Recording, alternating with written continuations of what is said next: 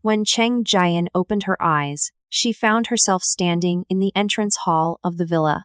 Sunlight pouring through the windows was so bright that, for a moment, she could hardly believe what she was seeing. She clearly remembered dying. She had died during childbirth, alone on an operating table, while Fu Junsi stood outside the door with an ice-cold expression and gave an order that destroyed both her and the child she had just brought into the world. A giant, familiar voice behind her made her entire body stiffen. Slowly, she turned around. Junsi wore a perfectly tailored black suit. His features were deep and composed, and he still carried the same distant, noble air that had once made her feel safe. Beside him stood a girl in a white dress, her head lowered timidly, her fingers twisting the hem of her skirt. "Mrs. Jiang Qiao," Fu said calmly. She was sponsored by the Fu Group. Her parents just died and she has nowhere to go. From now on, she will live here. Take care of her when you can. And Kyle raised her head, revealing damp, innocent-looking eyes. "Hello, Sister Jayan. I hope you will take care of me from now on." Jane's gaze fell on the slender line of her neck, where a faint love bite showed through the pale skin. And Jayan laughed. No. She had been reborn. She had returned to the very day Fu Junsi brought Jiang Clio home. Understood, she said quietly. Junsi's brows drew together slightly, as if he had not expected such a response. "You are not angry." Jane smiled, her eyes colder than her expression. "She is truly pitiful. Why should I be angry?" Besides, in her previous life, she had already spent every ounce of anger she possessed. In that life, she and Fu Junsi had gone from childhood sweethearts to husband and wife. They had been married for 7 years and had once seemed deeply in love. To buy her a necklace, he had flown through 3 countries overnight. When she had a fever, he had stayed beside her bed without leaving for even half a step.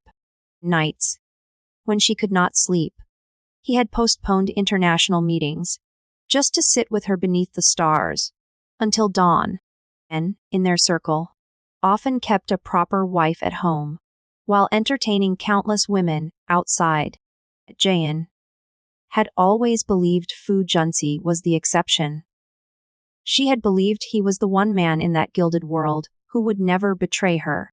And he brought Jiang Clio home, and Jayan saw the mark on Jiang Clio's neck. At night, Jayan had been so heartbroken that she did not sleep at all. In the end, she gave Jiang Clio a large sum of money and sent her abroad. But the plane Jiang Clio boarded crashed that day. Onward, Fu Junsi changed completely. He forgot every promise he had ever made to Jian. He forgot that he had once sworn to love her for life. And Qiao, dead and beyond his reach, became the unattainable ideal in his heart. Punished Jian. He brought home women who resembled Jiang Clio, one after another, and filled the villa with scenes meant to torment her. Cruelest moment came on the day Jiayin gave birth. He watched from outside the delivery room and coldly allowed the doctors to carry out an act that cost Jiayin and her child their lives. Now that she had been given another chance, Jiayin would fulfill their wishes instead. Fu Junsi's voice pulled her back to the present. "You truly do not mind, Morse?" "Not." She took a stack of papers from her bag, folded the top page so that only the signature line was visible, and held it out to him. "I like this villa very much. Buy it and give it to me, and I will take very good care of Jiang Clio." Junsi was briefly stunned, then laughed. "That is all you want?" He did not even look at the contents of the agreement. He simply signed his name. Document also included a notarized authorization, allowing Jain to complete the remaining divorce procedures. Once the cooling-off period ended, as Jain looked at the divorce agreement, now bearing his signature, an immense sense of release rose inside her. She tucked the agreement away and turned to leave. But Fu Junsi caught her arm. Hey, where are you going? And Kyle just arrived. You told me to look after her, did you not? I am going to buy a few things for her. Tension in Fu Junsi's expression eased. He lowered his head and kissed Jian lightly on the forehead. You are still the thoughtful one. And he listed Jiang Kao's preferences in detail. Jiang Kao liked jasmine-scented products. She could not drink lactose. Her pajamas had to be silk. He told Jane not to buy the wrong things. Jane's heart gave a sharp, painful twist, even as his wife. She had never received such meticulous care from him.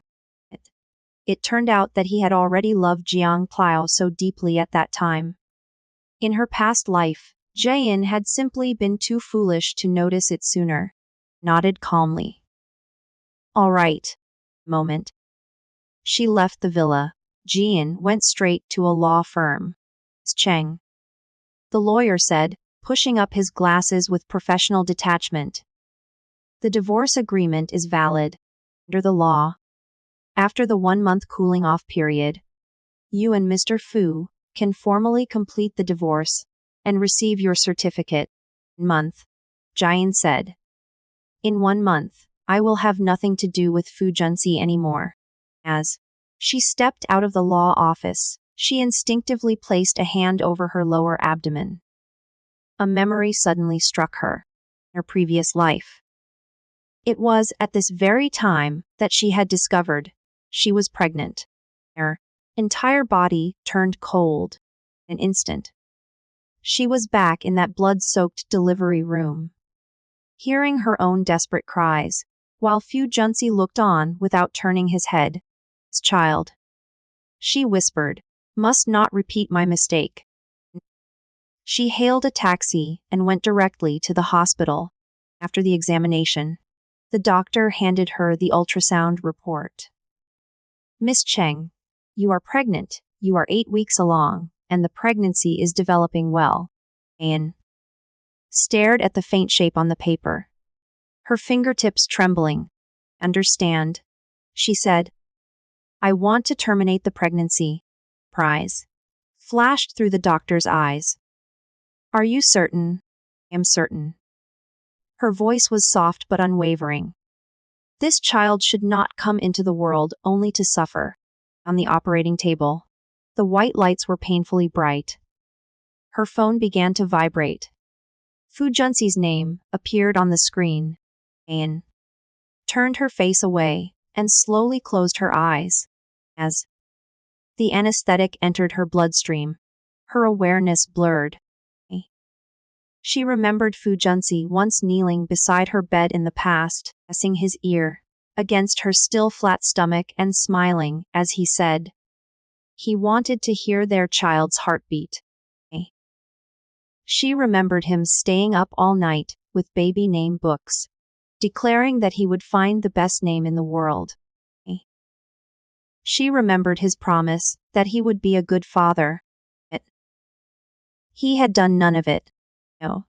She no longer needed him. Their child no longer needed him either. An hour later, the procedure ended. Jayan woke, weakly, just as the doctor asked, Miss Cheng, how would you like us to handle the medical specimen? Her pale lips curved into a cold smile. Please preserve it in cryogenic storage for 1 month. In 1 month, send it to Fu Junsi together with the divorce certificate. She wondered whether, upon seeing the child she had been forced to give up, he would feel even 1/10,000th of the pain she had endured. Anne stayed in the hospital for 2 days to recover. During that time, she deliberately had someone send home several sets of light, colored bedding and household necessities chosen according to Jiang Clio's tastes. Phone screen remained clean. There was not a single message from Fu Junsi. Past. If she disappeared for more than 2 hours, Fu Junsi would call until her phone nearly burst from the nonstop ringing. When she had only gone to a beauty appointment, he had been so anxious that he had nearly called the police. And now, she had been gone for 2 days, and he had not even asked where she was. Jane tossed her phone aside with a faint, self-mocking smile. People celebrate the new and overlook the tears of the old. Still, it did not matter. She no longer cared. She left the hospital. The weather was beautiful. But when Jian pushed open the front door of the villa, she stopped short. On the living room sofa, Fu Junsi and Jiang Kao were locked in a passionate kiss, and they heard her enter. Fu Junsi immediately looked up. His expression changed, and he quickly stepped away from Jiang Kao. And Kiao flushed and hurriedly smoothed her disordered clothes. Sister, do not misunderstand. I slipped and accidentally kissed President Fu. And Fu Junsi frowned as well. It was only an accident. Ayan looked at their clumsy performance without a ripple in her heart. I understand. Only then did Fu Junsi notice her unusually pale face. What is wrong with you? Are you sick? I am on my period. Jian said without changing expression. Fu Junsi gave a quiet acknowledgement and did not ask another question. As long as you are fine. The words still pricked at Jian's heart. In the past, whenever she had menstrual pain, Fu Junsi would postpone company meetings, stay up beside her all night, massage her stomach, and make brown sugar water for her himself. Now his mind belonged entirely to Jiang Clio. Oh right, Fu Junsi suddenly said. Jiang Cao's birthday is in a few days. She has never had a birthday party since her parents died. No one has celebrated for her. Organize one for her. Do everything according to her preferences. Understand? Jian answered. As she went upstairs, Jiang Cao's sweet, coquettish voice came from behind her, followed by the rustle of clothing, and Fu Junsi's restrained breathing. Jian closed her eyes and quickened her steps. Night of the birthday party. The Fu family villa shone with lights. Jian arranged a lavish celebration for Jiang Clio venue. The dishes, the wine, and every decoration were refined and extravagant. As guests arrived one after another, they praised Mrs. Fu for being so generous that she could host such a grand birthday celebration for a young woman supported by her husband. When it was time for gifts, Fu Junsi presented Jiang Clio with 3 presents in front of everyone. A certificate, naming a heart-shaped star, the title deed to an island called Love Island, and a heart-shaped pink diamond necklace worth a fortune. Hall erupted in murmurs. How could Jiang Clio be merely someone he sponsored? She was clearly the woman he loved. Guests even mistook Jiang Clio for Mrs. Fu and crowded around to flatter her. President Fu and his wife are so loving. Kiao lowered her head shyly, her face flushed. But she did not correct them. Junsi's gaze crossed the crowd and landed on Jian, who stood alone in a corner. Some reason. The calmness in her eyes made his chest tighten. He walked quickly toward her. Jian, he said gently. Those gifts were only meant to make her happier. This is the first proper birthday she has ever had. Do not think too much. Jian silently looked at him and remembered a snowy day when she was 16. Fu Junsi had confessed to her then. She had said that she would agree to be his girlfriend only if he found a 4-leaf clover. That boy had searched through the snow all night until his hands were red with cold. Dawn. He had held up a 4-leaf clover and called her name. His eyes filled with starlight. Jian. He had said, "You are mine." "I know," she replied now, pulling herself out of the memory. Then, Jiang Clio walked over with a bright smile. "Thank you, sister, for preparing such a grand party for me. I am very happy. What gift did you prepare for me?" Anne pointed to the elegant gift box at the top of the pile. Yang Qiao hurried over and opened it in front of everyone. At once, she screamed. "Green snake!" Sprang out. Jiao's face turned white. She flung out her hand in panic, but was still bitten. Staggering backward, she fell into Fu Junxi's arms. Tears filled her eyes as she looked at Jian. "Sister, I respect you so much. Why would you hurt me?" Junxi's face changed. He scooped Jiang Pliao up in his arms and glared at Jian. "Cheng Jian, have you lost your mind? Did you not say you had accepted her?" "It was not me." Jian stared at the scene in disbelief. "I clearly prepared a bracelet." "Enough." Fu Junxi cut her off angrily. Disappointment filled his eyes. "You have always been jealous and could never stand another woman near me. I wondered why you had been so understanding lately. So, it was all an act." That. He carried Jiang Clio out, without looking back once. Anne remained, where she was, surrounded by the guests' shocked and disdainful eyes.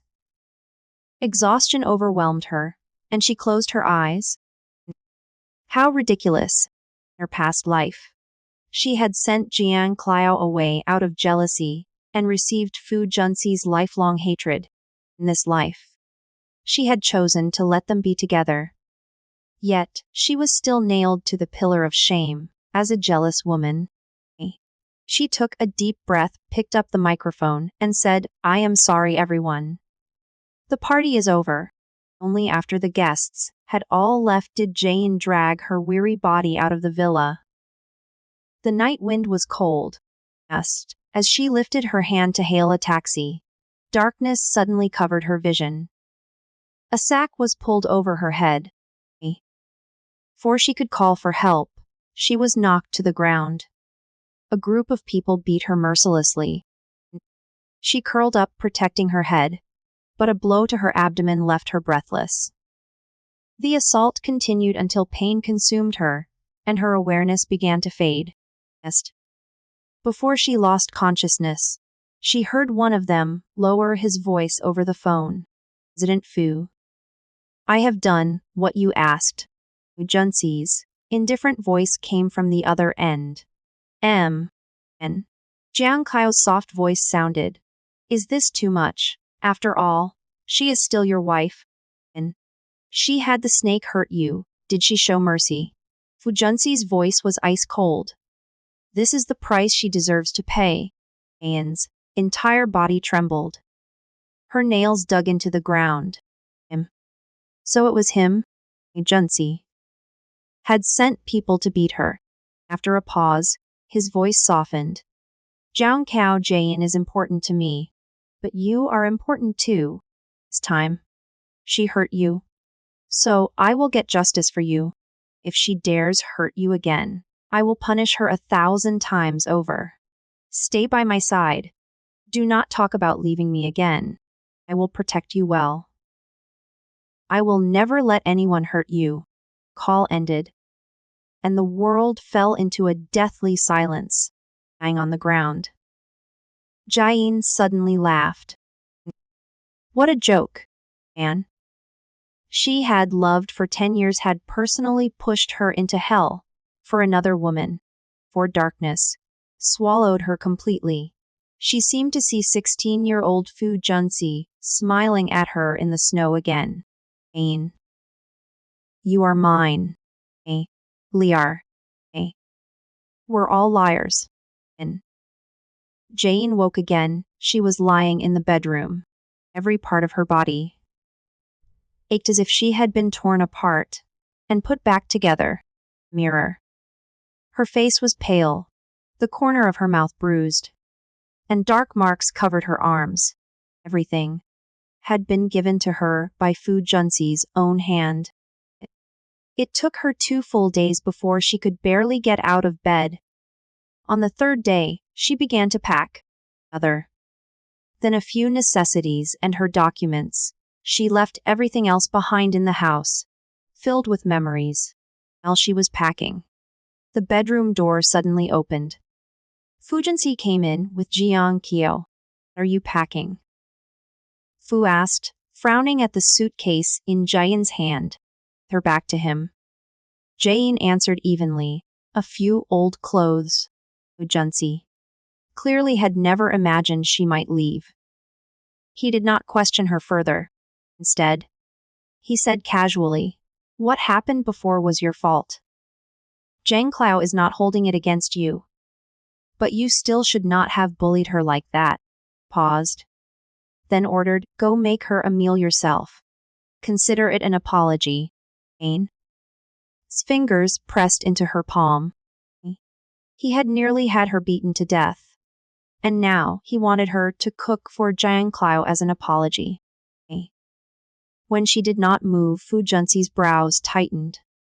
"Did you not promise before that you would take good care of her?" He took a few steps closer, his tone softening in a way that had once been rare. "All right. No one is holding this against you anymore.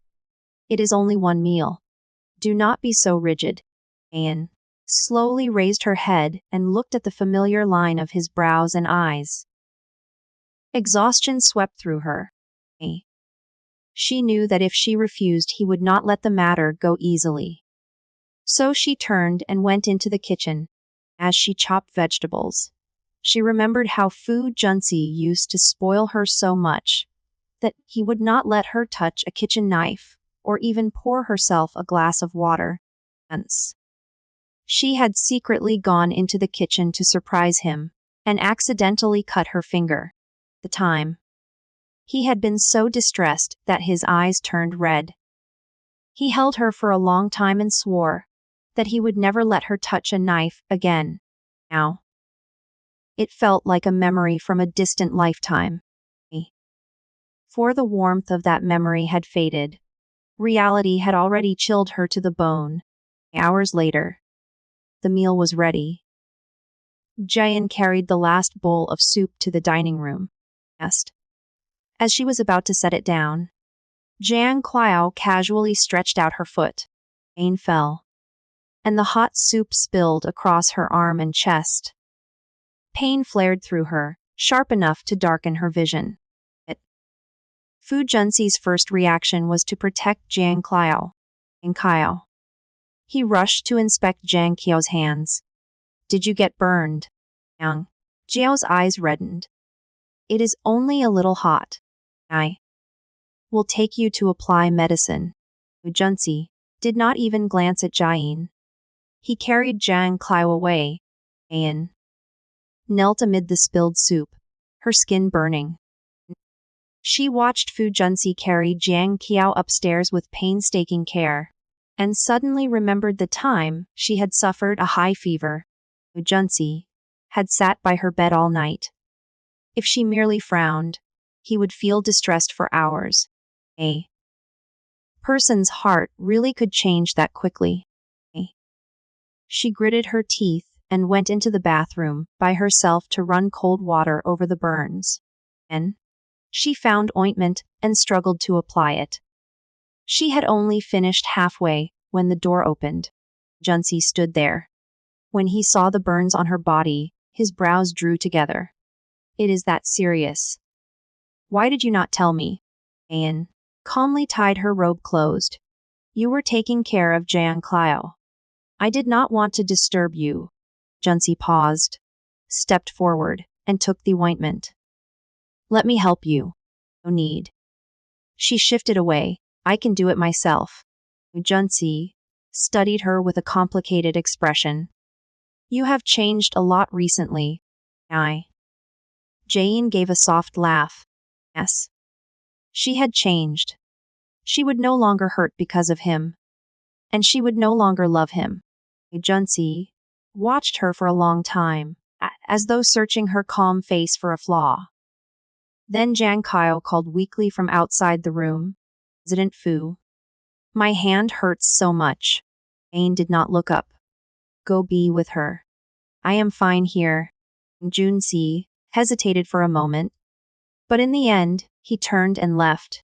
After applying the medicine, Jian lay on the bed. Her entire body hurt, but she could not shed a single tear. Phone suddenly vibrated. Jiang Kao had sent a message. Thank you, sister, for asking President Fu to take care of me. I am so lucky to have both of you. Below were several photographs. Junsi, carefully applying ointment to Jiang Kao, patiently peeling fruit and feeding it to her, and even holding her hand with their fingers interlocked. Ain glanced at them once and locked her screen. She knew Jiang Kao was provoking her. She simply no longer cared. For the next few days, Fu Junsi was rarely away from Jiang Kao's side. Jian saw it all and never asked about it.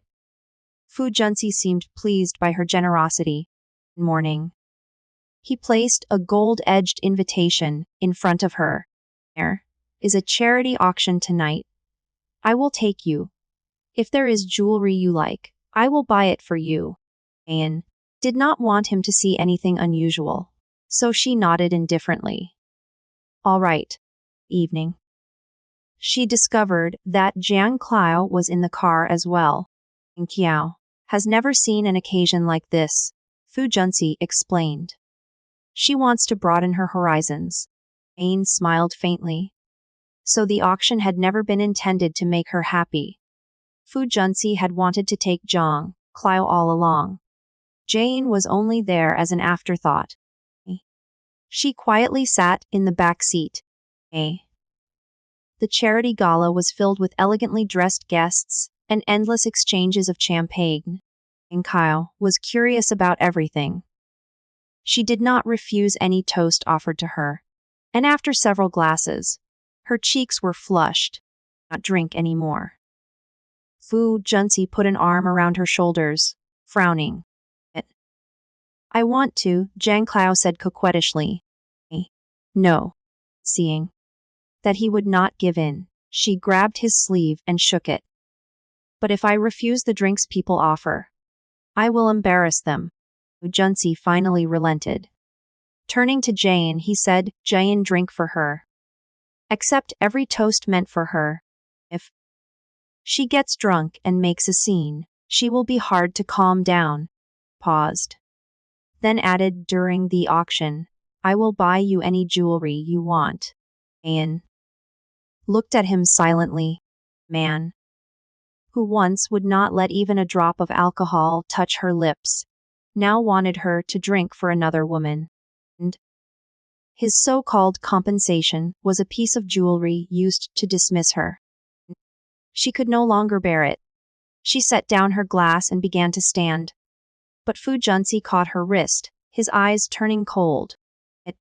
It is only a few drinks for her. Do you have to make a scene and embarrass us?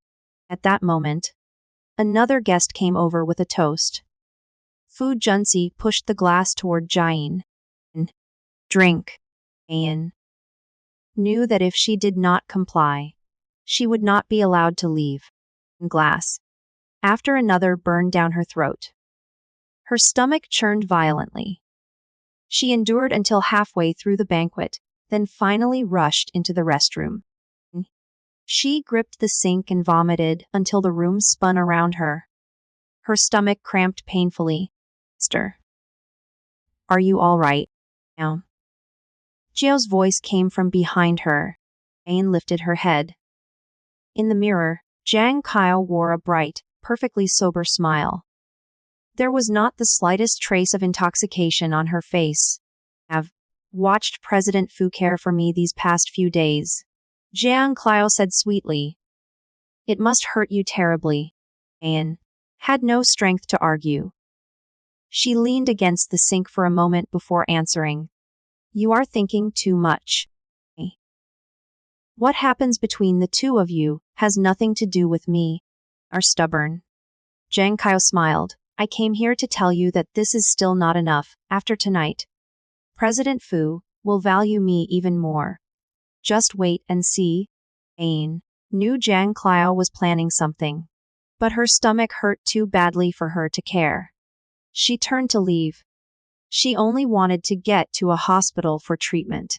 At the moment she reached the hotel entrance, the screech of brakes tore through the night.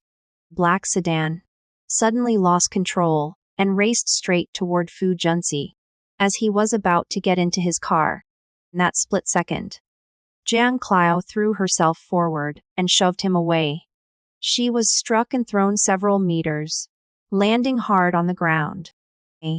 Jiang Kao, Junsi, rushed over in panic and lifted her up. Jiang Kao opened her eyes weakly. President Fu, she whispered, as long as you are all right. I am fine. Standing not far away, Jane immediately understood what Jiang Kao had meant by the good show. It was a calculated performance. A staged accident, designed only to make Fu Junsi's heart belong even more completely to Jiang Kao. Night wind brushed Jane's hair. She watched Fu Junsi carry Jiang Kao into the ambulance in terror, without giving Jane so much as a glance. After tonight, Jiang Kao's place in his heart would likely be impossible to shake. It had nothing to do with Jane anymore. She went to the hospital alone for treatment. It was over. Her face was white as paper as she sat against a bench in the corridor. Her stomach still felt scorched and even breathing required care. And someone seized her wrist. And Jiang Kao's kidney ruptured. She is in critical condition. You are the only compatible donor. Come with me and save her. Ayan opened her eyes and saw Fu Junsi's reddened eyes. His suit was rumpled, and his tie hung crookedly. His face was full of urgency. Voice was weak. You do not have to panic. That accident was staged by her. She would not truly let anything happen to herself. Nonsense. Fu Junsi suddenly raised his voice. Jiang Kao is so innocent. How could she do something like that? She was injured because she saved me. His grip on her wrist tightened until his knuckles turned white. This is a matter of life and death. You must save her. Ayan looked at the man before her. The man who had once held her, as though she were his most precious treasure. Her heart tightened in waves of pain. I have just undergone treatment for a stomach condition. Surgery right now would be too dangerous. And what will happen to Jiang Kao? Fu Junsi nearly shouted. She was hurt saving me. If she dies, I will never forgive myself. Ayan looked at him as he lost control, and suddenly remembered her previous life. After Jiang Kao's plane crash, Fu Junsi had gone mad with revenge. He had brought home substitute after substitute and tormented Jane. On the day she gave birth, he had destroyed her. She could not go through that again. Ayan let out a bitter laugh, though her eyes had turned red. I will donate a kidney to her. Junsi froze. He seemed not to expect her attitude to change so quickly. But he did not have time to think about it. He hurried to call the doctors and arrange the surgery. And Jayan woke after the operation. Her body felt as though it had been crushed and reassembled. Rarely Fu Junsi was sitting beside her bed. He held a bowl of porridge. Jayan, you are awake. You saved Jiang Kao this time. I bought you preserved egg and lean meat porridge. Eat while it is hot. He lifted a spoon toward her lips, but Jayan only stared at the bowl and laughed. I am allergic to century egg and lean pork congee. That is Jiang Kao's favorite, not mine. Fu Junsi's hand froze in midair. Embarrassment crossed his face. I took the wrong one. I will change it for you, right away. There is no need. Jian turned her face away. I only want to rest alone. Go be with Jiang Kao. Junsi frowned. Jian Why have you been pushing me toward Jiang Clio lately? Do you not say that Jiang Clio has no parents and that I should give way to her more? Jayan's voice was very quiet. I am doing what you asked. Junsi was about to say more when a nurse pushed open the door. President Fu, Miss Jiang has woken up. She has been crying nonstop. He immediately stood. I will go right away. For he left. He turned back to Jayan. I will arrange for someone to take care of you. Jayan watched his retreating back, a bitter smile tugging at her lips. After leaving the hospital, she returned to the villa and continued packing. As she took a bag of trash outside, she ran into Jiang Clio, who had just returned from the hospital. Jiang Clio smiled and offered her a pair of porcelain dolls. Thank you for donating your kidney to me. President Fu and I made these ourselves as a thank you gift. One doll looked like Jiang Clio, and the other looked like Fu Junsi. They leaned closely against each other. Jane shook her head. I do not need them. Keep them. If you do not want this, what do you want? Jiang Clio looked surprised. Are you still hoping President Fu will love you and care about you? She leaned close to Jayan's ear and smiled softly. But he only loves me now.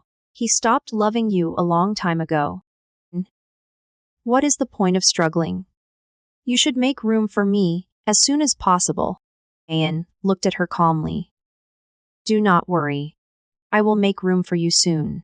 And why have you not left yet? Jiang Clio's expression suddenly changed. You are not reconciled to it, are you? She abruptly grabbed Jayan's hand. Since you are not reconciled, let me help you see your place clearly. Next instant, she pulled Jayan with her into the swimming pool. Help. President Fu, save me. Jiang Clio thrashed in the water. Junsi rushed over at the sound. Without hesitation, he jumped into the pool and swam straight toward Jiang Clio. Jane sank deeper and deeper. Water filled her lungs as she watched Fu Junsi carry Jiang Clio to shore and anxiously check on her. As Jayan's awareness began to slip away, Fu Junsi seemed finally to remember her. He turned as though he might save her.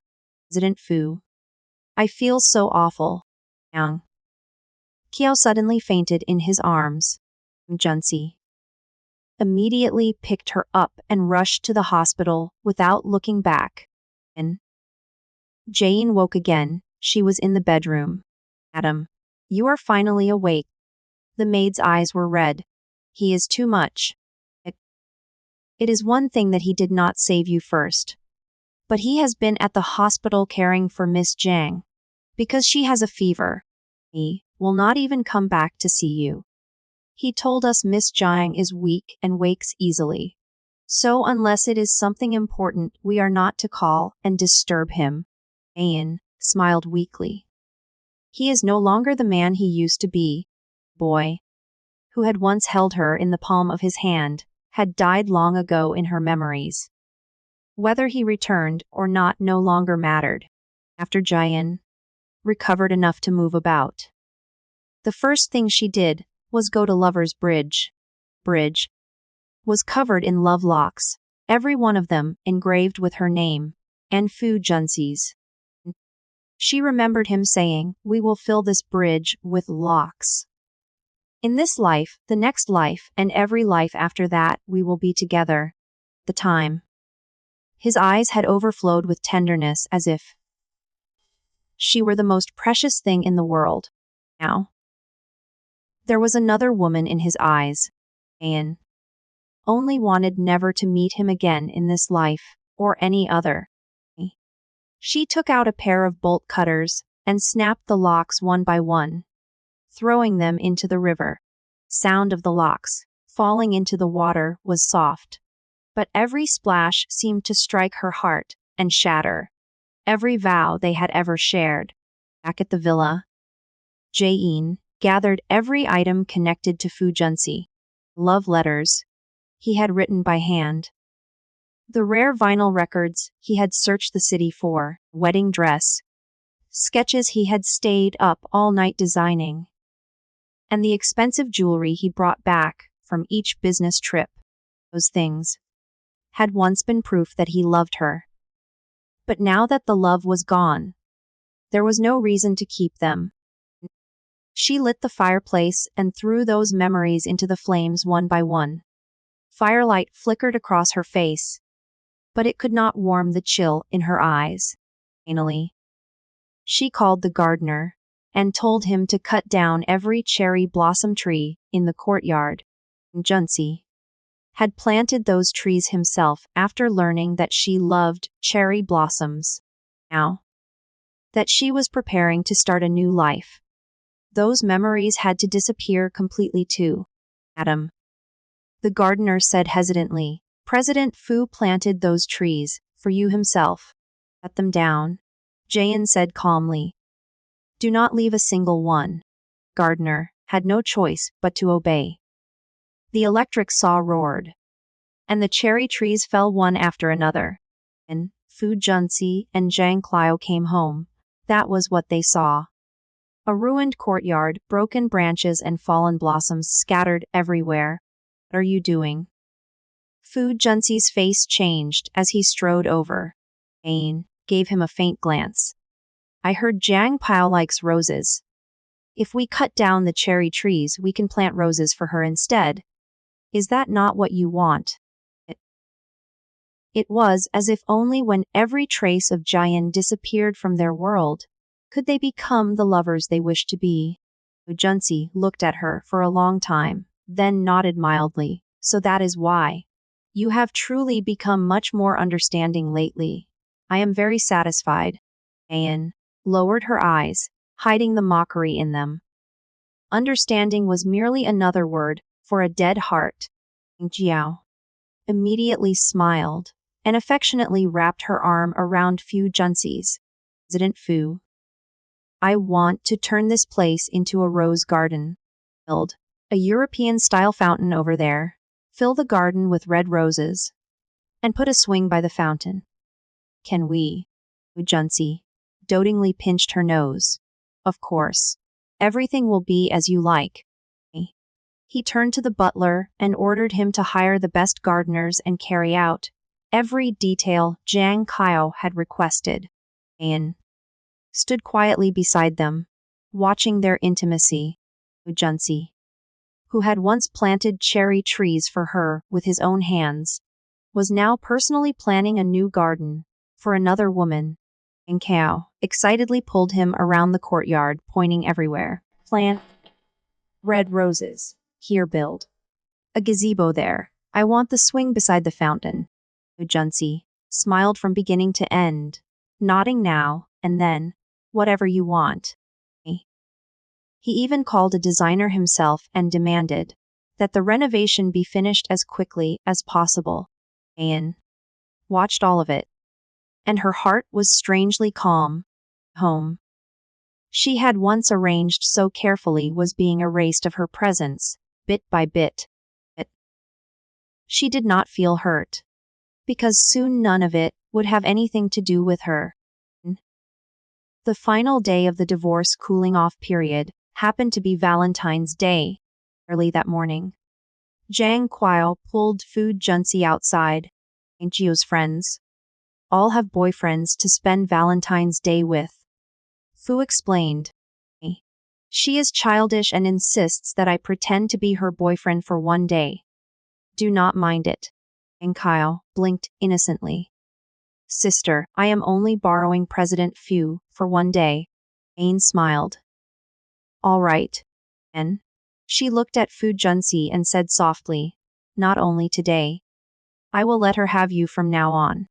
Junsi frowned tightly. It is only pretend. We have spent so many Valentine's days together. We will not lose anything over one day. I will come back tonight to be with you. For Jian could answer, Zhang Clio anxiously dragged him away. The movie is about to start. We will be late.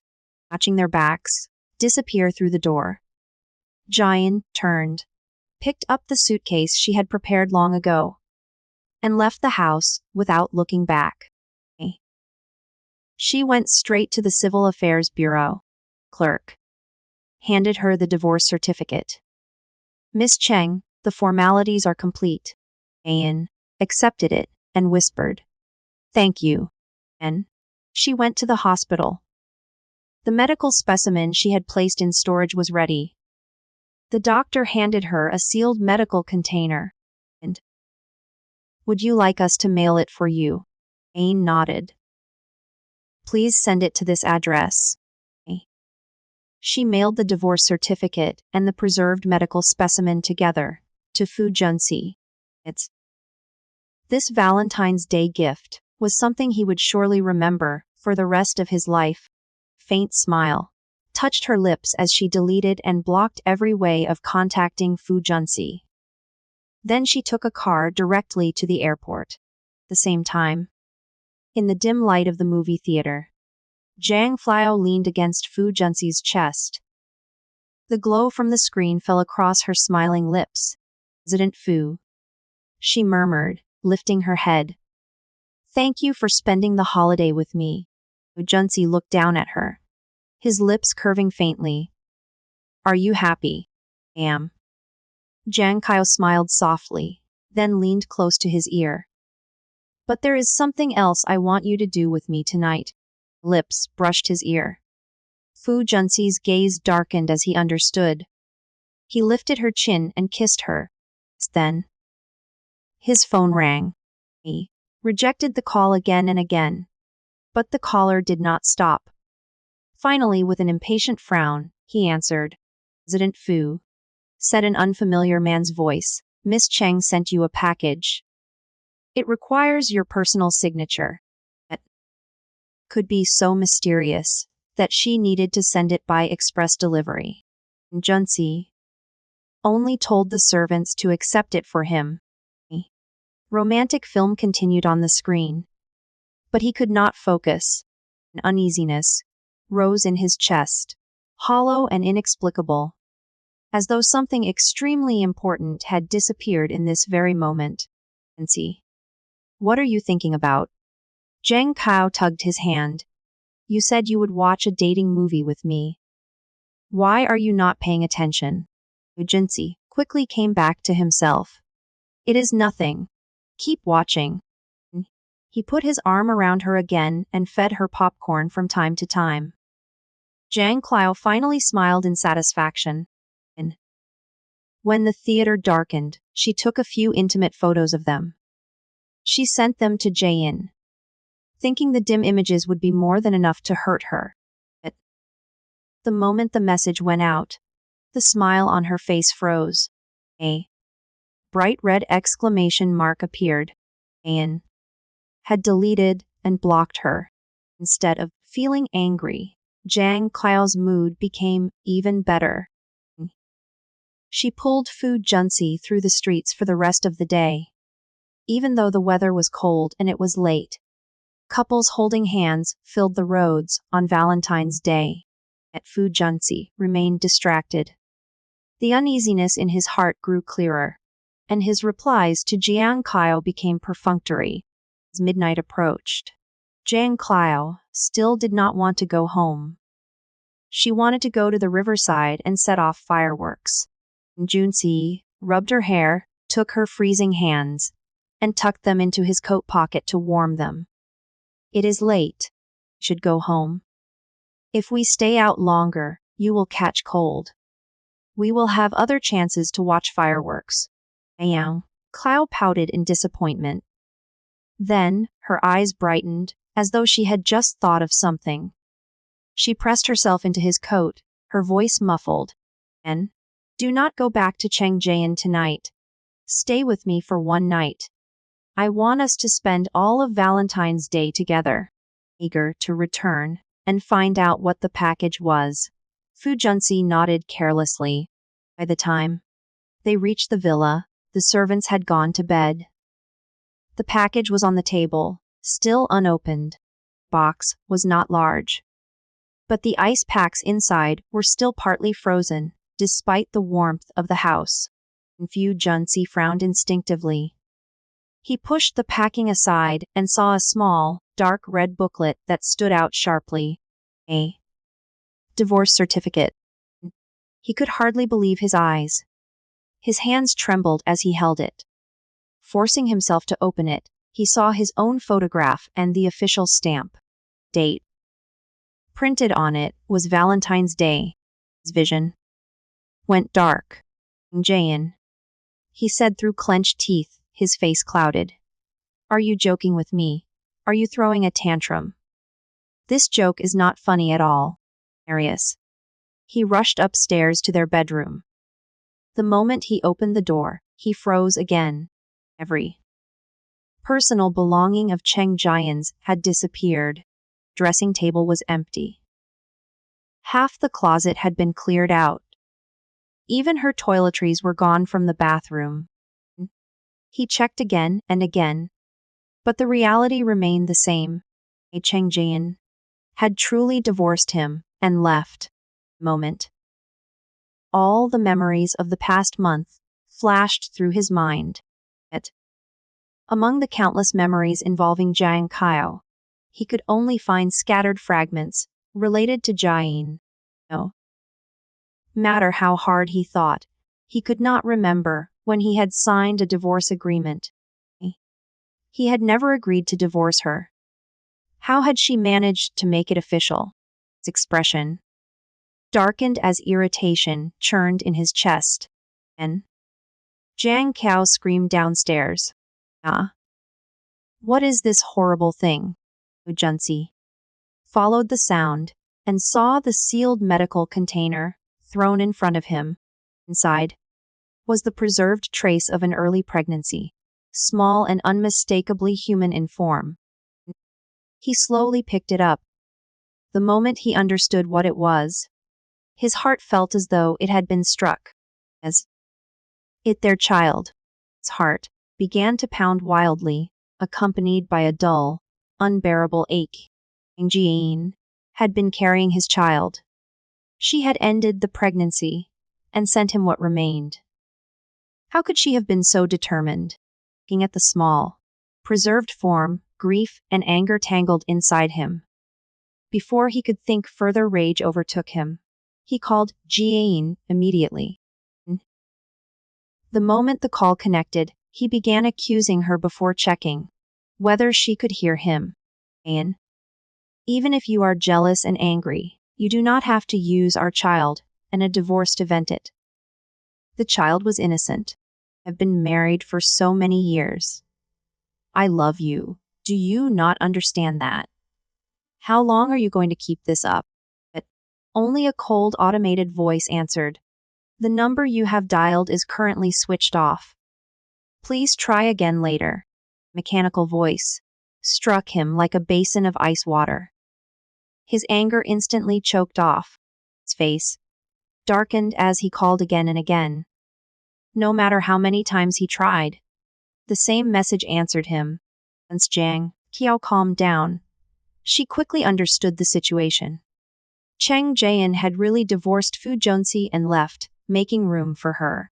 Smile tugged at Jiang Kao's lips. She sounded almost delighted. Junsi, did Sister Jane block and delete you? If she did this much, she probably is not throwing a tantrum or being jealous. She must have decided on divorce a long time ago. Did you not say that I am the one you like most now? Only could not marry me, because Jian was still here. This is good. We can finally be together openly. Junsi tightened his grip on his phone. She was right. Before he saw the divorce certificate and the preserved pregnancy, he had indeed thought that way. He had wanted to be openly with Jiang Kao and stay with her until they grew old. After seeing those two things, his thoughts had changed.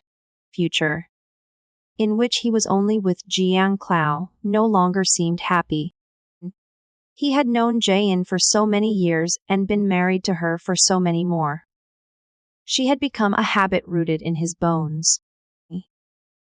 The thought of never having her beside him again felt as though someone had torn a piece of his heart away.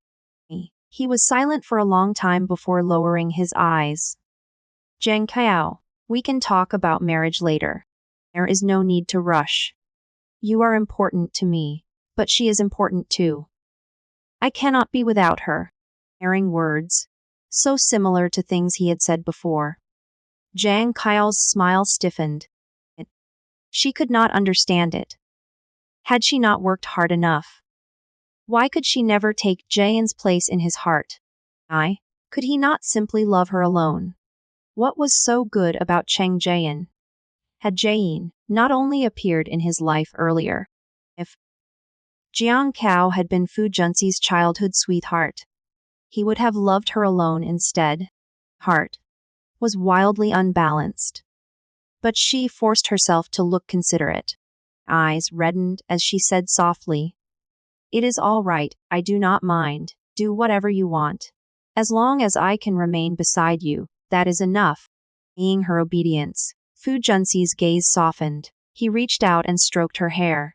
"Be good, it is late, go rest. I will not stay with you tonight. I have something important to do. I need to find Jayin and learn where she went." He picked up the medical container and divorce certificate and hurried away, without noticing Jiang Kao's reaction. Clow glared bitterly toward the master bedroom, as though she could vent all her anger on Jayan. Already left. Why could you not leave completely? Why did you have to come back and get in my way? No one came to comfort her. At night, Fu Junxi asked someone to buy a burial plot and arrange a quiet burial for the preserved pregnancy. He placed a small memorial stone there and left several cute toys beside it. His feelings were complicated beyond measure. He could not understand how Jiayin had endured the decision to end their child's life. To lose a living part of herself must have hurt deeply. By the timing, it had happened almost immediately after he brought Jiang Clow home. He had only brought home a young woman. Had Jiayin really suffered so much that she had gone that far? He could not understand. As he covered the small resting place with soil, he silently prayed that in another life, child would be born into a happy and loving family, grow up safely, and be cherished. When the burial was over, dawn had arrived. There was still no message from Jiayin. This was the first time she had cut off all contact so completely. They had been childhood sweethearts and had shared countless arguments over the years. Jiayin had deleted his contact information before, but she always left one path open for him to find her and coax her back. This time, she had truly made up her mind. She did not want him anymore. Panic filled Fu Junxi. He did not dare delay. He called his assistant at once. "Assistant Lai, use any means necessary. Find out exactly where Cheng Jiayin is, as quickly as possible. Name your price for the reward." Yes. President Fu. Assistant Li immediately arranged for people to investigate Jiayan's whereabouts. Junxi did not place all his hopes on one route. He also contacted the police and people in nearby neighborhoods, then demanded surveillance footage from everywhere Jiayan had gone during the past month. He could not believe she would decide to divorce and leave him for no reason. If the only reason had been that he brought Jiang Kao home, she should have made a scene the day it happened.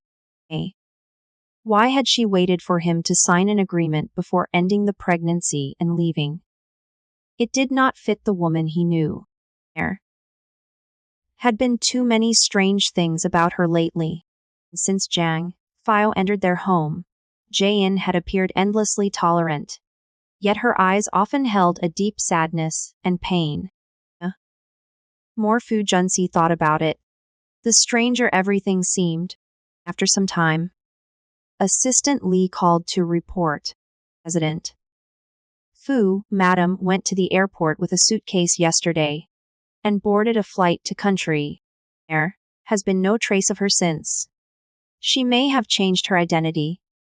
The Cheng family has some influence overseas, and we did not dare investigate too deeply. Junsi's breathing grew heavier, and an unnamed anger filled his chest. Keep looking. I am not satisfied with that answer. Whatever method you use, find Cheng Jian. He ended the call with a heavy movement, but the rage in his heart only grew stronger. Surveillance materials from several places were sent to him after being sorted for useful information. The owner of the auction house could not help offering an extra warning. President Fu, your little mistress is not as harmless as she looks. She is extremely calculating. Fun with her, if you want, but do not let her fool you. My wife also recorded a video in the women's restroom. It is not security footage. You should watch it carefully. He did not say more than that. Fu Junsi was not a fool. His expression immediately sank. He narrowed his sharp eyes and reviewed all the footage in chronological order, again and again. Air around him grew colder with every video. The footage showed everything Jian had done over the past month. The hospital. Jian had ended the pregnancy without hesitation during her recovery. She had also arranged bedding and household items for Jiang Clio exactly as requested. Seeing Jian's pale, weak appearance, Fu Junsi felt his heart tighten. At Jiang Qiu's birthday party, the gift Jian had prepared had originally been an ordinary bracelet. A staff member had opened the box and switched it for a venomous snake. Video from the auction owner's wife showed Jiang Qiu in the restroom, completely sober. She had not been drunk at all. Even the car accident, in which she had supposedly saved Fu Junsi, had been staged with people she hired, all to make him value and care about her more. That Fu Junsi felt as though he had plunged into an icy abyss. Still numb, he kept watching. The day Jiang Qiu returned from the hospital, Jian had gone outside to throw away trash. Jiang Qiu had provoked her, dragged her into the pool, and jumped in herself. What had he done that day? He had saved Jiang Qiu without hesitation. He had not even looked at Jian. His heart hurt so much that he trembled and could barely breathe. He struck himself hard in remorse. I am sorry, Jian, he said hoarsely. It was all my fault. I could not see people clearly. And I hurt you. I am sorry. No amount of apology could help. The person who should have heard it was no longer before him. He watched the videos again and again, his pain turning numbness into dangerous fury. On the way home, he ran through countless red lights. One thought filled his mind: the violent crash. Fu Junsi kicked open Jiang Qiu's bedroom door. His eyes were cold as blades. Jiang Qiu had not yet fully woken. She rubbed her eyes, dazed. Junsi, did Sister Jian make you angry again? Why are you in such a bad mood? Jian did not anger me. You did. How could I? Before she could finish, a servant splashed a basin of icy water over her. Jiang Qiu shivered from head to toe, her teeth chattering. Junsi seized her wrist and dragged her to the pool. He subjected her to a brutal ordeal meant to make her feel the fear and helplessness Jian had known in the water. He did not allow her to escape consciousness, calling a private doctor to keep her alive and awake. Only then did Jiang Qiu begin to understand that Fu Junsi knew. She was terrified. When the doctor stabilized her enough to speak, she looked at Fu Junsi's grim face and trembled. President Fu, I do not understand why you are treating me like this. What did I do wrong? Sister, Jean demanded this before agreeing to come back. If she truly hates me, then I will leave. Pitiful expression that had once deceived him now made Fu Junsi sick. He gripped her jaw and said coldly, "Do not pretend to be wronged or pitiful in front of me. It will not work. I know everything you did to Jane. How long were you planning to keep lying to me?" He released her roughly. Jiao fell to the ground, panic filling her eyes. "No. It was not me. It is all a misunderstanding. I did nothing. Jane arranged everything to deceive you. We are both falling into her trap. She wants you to drive me away so that she can come back to you. You once said you would always love me and trust me." Yu Junsi rubbed his brow, finding her utterly contemptible. Even now, she was still lying. He did not want to waste another word on her. The facts and evidence were too clear. He gave his security team an order. Take her away. Make her pay for what Jian suffered. Keep her alive. Guards dragged Jiang Clio away and confined her in a dark room. There, under Fu Junsi's orders, she was subjected to repeated violent punishment. But the guards were told not to let her die. First, Jiang Clio threatened them. "Do you know who I am? I am President Fu's girlfriend. I will be his wife. He is only angry with me now. Let me go, or when I make up with him, I will never forgive you." Moment. Some of the guards hesitated, and one of them said, "Do not listen to her. We already carried out President Fu's order. Whether we do more or less, she will hate us anyway. We work for President Fu, not for her. We should obey him. If she never makes up with him, she cannot harm us. If she does, President Fu will decide whether we were wrong. Do not let her words distract you." Others agreed.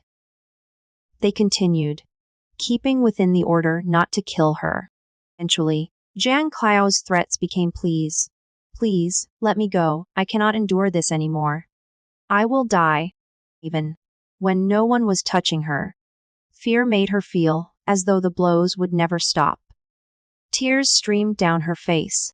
Only then did Fu Junsi come before her again.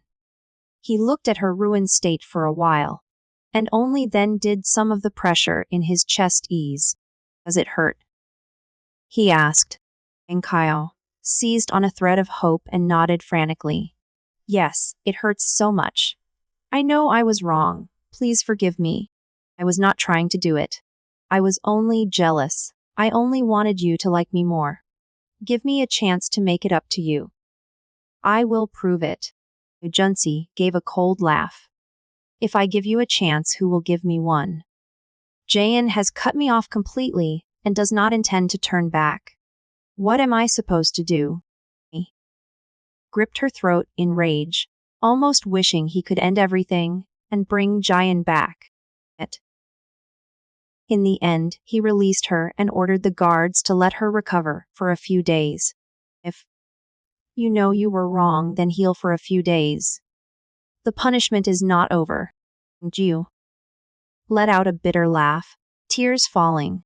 "Junsi, if I will be punished whether I admit my mistake or not, then I will tell the truth. I was never wrong. I only fought for what I wanted. The person truly at fault is you." I was living well. The Fu family sponsored me, and I could have had a bright future. Why did you come and provoke me? If you did not like me, you could have rejected me clearly. Did you wait until I was completely lost in you before dealing me a fatal blow? You could not bear to let go of Cheng Jian, yet you wanted to keep me too. There is no such thing as having everything in this world. I hurt Cheng Jian because of you. You fed my ambition. You turned me into this person. You deserve to be abandoned by Jian.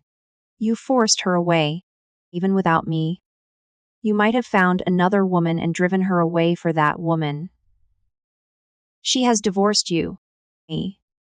Even if you regret it and beg her to forgive you, she will never turn back. Junsi's face grew darker and darker. His fists clenched at his sides, but Jiang Klao's body could not bear more. He could not let her die, not yet.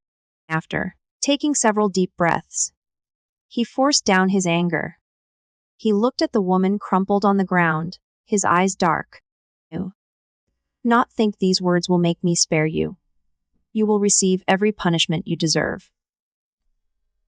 As for the punishment I deserve, Jane should be the one to decide it." And he left without looking back. Yet, beneath his calm exterior, he was far from calm. Jiang Klao's words echoed like a curse. He leaned against the wall and closed his eyes. He had wronged Jane too many times. They had been childhood sweethearts who told each other everything. They had promised to stay together for life and belong only to each other. Yet, he had been the first to break that promise. First, he had found an ordinary marriage, with its familiar ending always in view, unbearably dull. And Kiao had seemed like an unexpected variable in his life. She was completely different from Jayan. Lively, fragile like a flower that could be ruined easily. Someone who seemed to need his protection. He had known she approached him deliberately, but he had chosen to indulge it. He had pursued her and brought her into his world.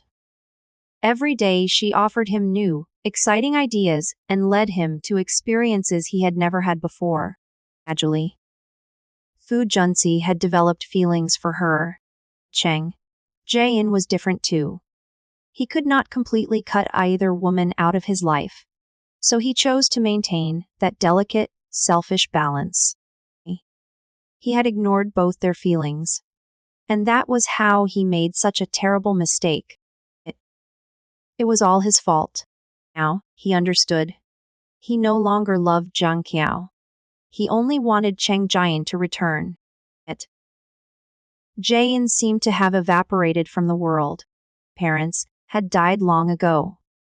Her only close relatives in country were her youngest uncle and his family. They would protect her. Yet it was not certain they were living together. The people he sent overseas had checked. Jian had not appeared at her uncle's home. Trail had gone cold. Searching for one person across the world was like looking for a needle in the sea. But Fu Junsi had no other choice. In the end, he boarded a plane to country, intending to visit Jian's uncle and aunt. He hoped they would give him a clue. Midway through the flight, commotion began to spread through the cabin. Air passengers. The flight attendant announced, "We are passing through some turbulence. There will be a little shaking, but there is no danger. Please remain calm." Attendants moved through the cabin reassuring people, though worry showed on their faces. Fu Junsi's expression darkened. He looked at the gray sky beyond the window. For no reason he could name, his heart began to beat unnaturally fast, as though something unforeseeable was about to happen. His head grew heavier. He was not sleepy, yet his eyes would not obey him. Then the plane jolted violently. His head struck forward, and he lost consciousness. His body burned with fever.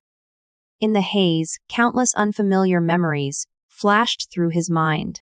They seemed to belong to him, and yet not to him. Fragment after fragment played like a film, allowing him to witness the entire life of another Fu Junsi in a parallel world. In that other life, on the second day after Fu Junsi brought Jiang Klao home, he and Jian had a terrible fight. Jian gave Jiang Klao money and wanted to send her abroad. A few hours later, they received news that Jiang Klao had died in a plane crash. Fu Junsi went mad. He forgot every trace of love he had for Jian and devoted himself to revenge. Every day, he brought women with faces similar to Jiang Klao into their home. Did not want to do it, But Jiang Clio was dead, and he could not forgive Jayan. He tortured Jayan in every way he could. And he learned Jayan was pregnant. A trace of anticipation had briefly appeared in his heart. If Jiang Clio had not died, he might have looked forward to that child entering the world.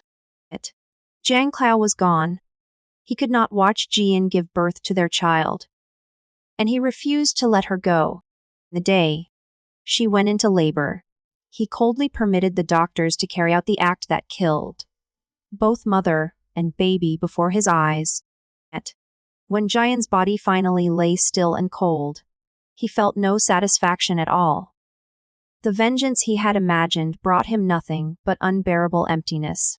After Jian and the child were buried, that Fu Junsi took his own life before their grave. Violent pain flashed through the present Fu Junsi's chest. He jerked awake, gasping. Cold sweat soaked him as the pain seemed to remain in his body. A flight attendant noticed and asked with concern, "Sir, are you all right? Do you need medical assistance?" No. Fu Junsi shook his head coldly. The attendant looked somewhat reassured but still said gently, "The turbulent part has passed. The rest of the journey should be smooth. Please relax and breathe deeply." Junsi answered absently and pressed his aching temples. Images in his mind were chaotic. His head felt as though it might explode, and something inside him seemed to be struggling with him for control of his body. His face turned pale. His expression shifted repeatedly before he went to the restroom. After washing his face, he stared at the man in the mirror. "Are you?" he asked. In the face in the mirror, an inexpressible sorrow appeared. A gentle voice answered, "I am another version of you. You not just watch my entire life. Now it is my turn to see yours." The other Fu Junsi seized control and raced through the memories of this lifetime. He braced himself weakly against the sink, a mocking smile on his face. No. In the previous life he had been a complete joke. He had taken revenge on Cheng Jian again and again for Zhang Piao. His life. Jian had apparently been reborn. That was why she had not sent Jiang Clio away, and had instead abandoned him entirely. And in this life, it was he and Jiang Clio who had hurt her most deeply. And Clio was never as kind as he had imagined. Understood it now. But he never expected she could have framed Jian so viciously. If Jian had not sent Jiang Clio away in the previous life, Jiang Clio might still have caused Jian and her child harm. At the thought he could barely breathe. Across 2 lives, he owed Cheng Jian far too much. How could he possibly make her turn back? He could think of no way. Despair overwhelmed him, and he silently returned control of the body. Present, Fu Junsi took over again, furious enough to want to drag the other man out of his body and tear him apart. He had made mistakes in this life, but they were nothing compared to the other Fu Junsi's sins. He could not bear to imagine how much Jian had suffered in that previous life. No wonder, he said bitterly. No wonder she became so distant. No wonder she was so generous toward Jiang Qiao. So generous that she did not care when I favored her and could even accept our clumsy lies and explanations. He laughed at himself, his heart filled with bitterness. If he had rejected Jiang Clio from the beginning, would everything have been different? There was no answer. The sharp crack. Fu Junsi struck himself hard across the face, as though he were punishing himself and the other version of himself at once. The pain of 2 lifetimes tangled in his heart. A flight attendant knocked on the restroom door. "Sir, the plane is about to land. Please return to your seat. Thank you for your cooperation." Fu Junsi opened the door with a cold expression and went back to his seat. Not noticing the startled look in the attendant's eyes, plane descended. They had arrived in country Ayin's Junsi. Went directly from the airport to the Cheng family's residence, outside the villa. He rang the doorbell several times, before someone finally opened the door. Instant Cheng, Jayan's youngest uncle, recognized him. His face darkened. He moved to shut the door. "Wait, uncle," Fu Junsai said urgently. "I need to speak with you." He blocked the closing door with his hand, not caring when it caught and bruised him. Uncle Cheng released the handle and gave a cold snort. "I have nothing to say to you. Get out." "You are not welcome here." Junsi frowned. With no other choice, he forced his way inside. "Uncle, I know I did many things wrong. I am sorry to Jian. I came to ask where she is and to apologize to her in person. She can hit me, curse me, punish me however she wants. I only ask that she does not refuse to see me forever." Uncle Cheng looked at him coldly, then began striking him in fury. "Junsi, before my older brother and sister-in-law died, how many beautiful promises did you make? Said you would treat Cheng Jian well and love her for life. When they died, you promised you would take care of her. And how did you treat her? You know how exhausted and broken she looked when she came to us abroad. She is the eldest daughter of the Cheng family. Even if she never married, her family fortune would have allowed her to live happily for the rest of her life. Even after her parents were gone, she still had us. Our whole family would have treated her as our own daughter. You were the one who made promise after promise that you would treat her well. That is why we agreed to let her marry you. But all you brought her was pain." Uncle Cheng was trembling with rage. His eyes reddened as he hit Fu Junsi, until he could barely stand. Only when Fu Junsi coughed up blood did Uncle Cheng begin to regain his senses. Aunt Cheng heard the commotion and hurried over to stop her husband. She checked that he was not injured before turning toward Fu Junsi. Her expression was no longer warm as it had once been. She said, "You and Jane were not suited for each other. Now that you are divorced, perhaps that is for the best. Made mistakes. So find a way to atone for them yourself. You have great abilities. Even if you cannot see Jian now, you can always find a way to show her your sincerity. If she no longer resents you, she will naturally appear before you. We promised her we would never reveal where she is. Do not make things difficult for us." Voice was gentle, but her attitude was unwavering. Junsi was not surprised. He had accepted that the couple's feelings toward him had changed. Past. When he came here with Jian, Uncle Cheng had not been especially warm. But he had been fairly satisfied with him. Aunt Cheng had liked him very much and had always been enthusiastic, even helping him coax Jian when she was angry. Now that the marriage was over, everything had changed. Fu Junsi did not intend to give up. "Uncle, I will find a way to make amends to Jian. But please help me too. I truly cannot live without her." He wiped the blood at the corner of his mouth and bowed deeply. Uncle Cheng impatiently drove him out. "Go, do not expect us to help you.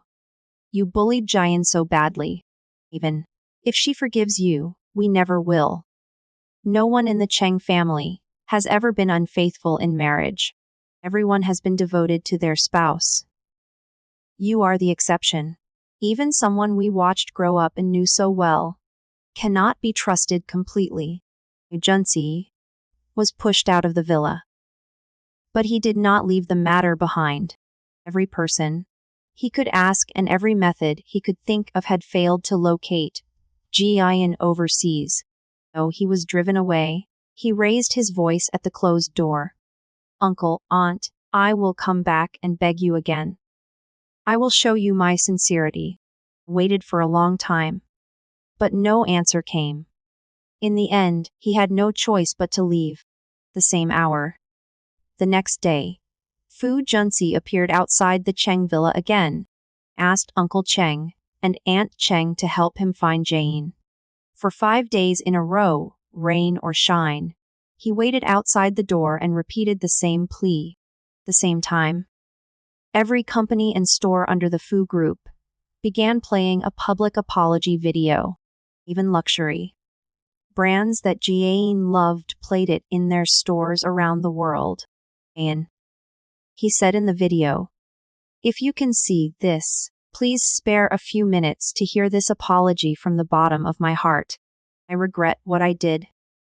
I understand my mistakes now, whether in the previous life or this one.